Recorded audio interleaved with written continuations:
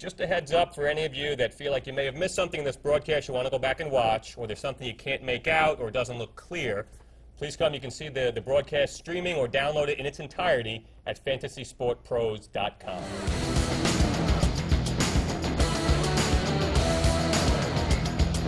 And we're waiting on Emil. FantasyFootballDiehards.com is on the clock. They have no tight end and no quarterback.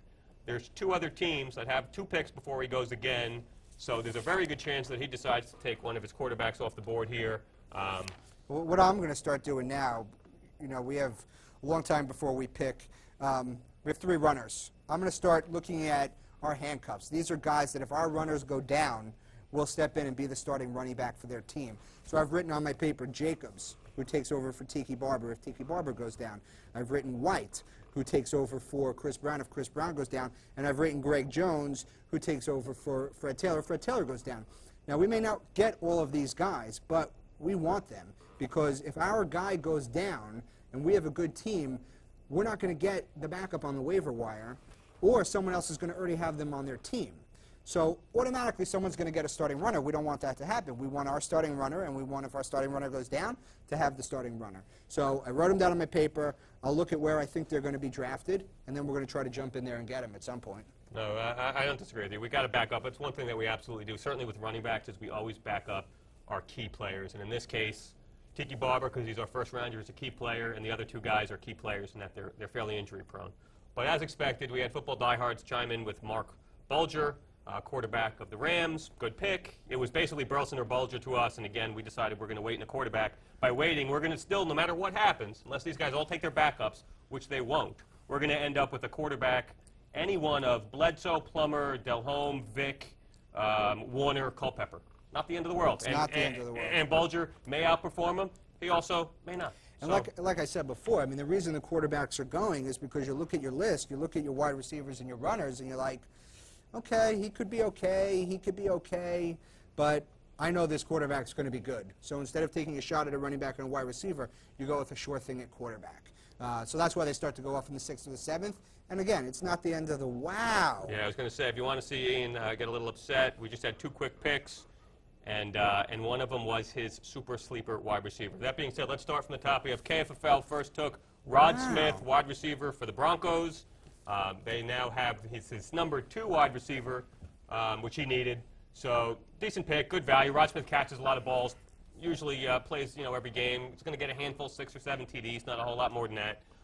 And right behind him, for Fantasy Index, was Antonio Bryant, who we are thinking could be a breakout wide receiver this year. So I can't believe it. Well, it was Burleson or Bryant. It was Burleson or Bryant. Bryant's ADP is 10-6. We're in the 7th round. I thought we could wait. Bit of a reach. I think it's a telling fact if Fantasy Index takes him. They're based out of Seattle, and you have Antonio Bryant playing out in San Francisco, which is basically a hop, skip, and a jump away from Seattle. They probably see what's going on down there, and they probably know that he's going to be fantastic. No, I absolutely agree with you. So Index took. That's upsetting. Took Antonio Bryant. ESPN is on the clock, and they just selected Dante Culpepper. That's kind of how a draft should go. 7th or 8th round, you still get a fine quarterback coming off of injury, which is why he's waited there. Otherwise, Culpepper would have gone in the 3rd or 4th of typical drafts, the way he can run the ball. He's a risk. And what do we have here? FF Today.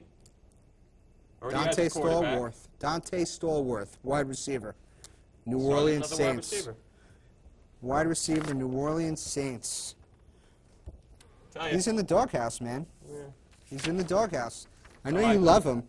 I've drafted him every year, and he never does anything for me. So I believe the coach said at one point during camp, get me another wide receiver and get this guy out of my face. So that can't bode well for Dante. I actually knocked him down a few pegs. I didn't want him. But he went in line with his ADP. So not the end of the world. Can run like the wind. If they can get him the football and he can just stay on the field. And to finish off the 7th round, fantasyfootball.com, tight end, Randy McMichael, Miami Dolphins. It's good value. We like Randy McMichael. Getting him at the end of the 7th, which is basically almost an 8th rounder. He could put up a lot of. He's one of our sleeper tight ends this year, actually. So if you're not going to get one of the other ones, he's a pretty good guy to have on your team. He put a touchdown so far in preseason. You have the new quarterback. It's all about the new quarterback. Well, Culpepper threw a lot of balls. He used to throw a lot of balls at Wiggins, a lot of balls at Kleinsasser. Absolutely. So new quarterback, tight end back in play. So I mean, the 7th round, wide receiver heavy. It's a little bit surprising. Couple of tight ends, couple of quarterbacks. I'm surprised more quarterbacks didn't go. And, you know, 2 sleepers went right after we picked. 3. No, 2. No, we took Burleson, 1 before, 1 after. And Vanessa got right back on track. We appreciate the bounce back, Vanessa, seriously. I didn't think it was Vanessa's fault. I thought you were going fast. Blame it on me. You know. But you're doing great. I'm sure if You're Taylor doing gets great hurt, also, it'll be John. my fault. If Todd Heap doesn't work, it'll be my fault. And if we win? Right. If we draft 20 rounds with no quarterback, it'll be my fault. No problem. But if we win? Then it'll be my fault. No. I won the whole thing. All right, so that's the 7th round. We're going to take a quick time out here, a quick break. We'll be back with the 8th round in just a minute.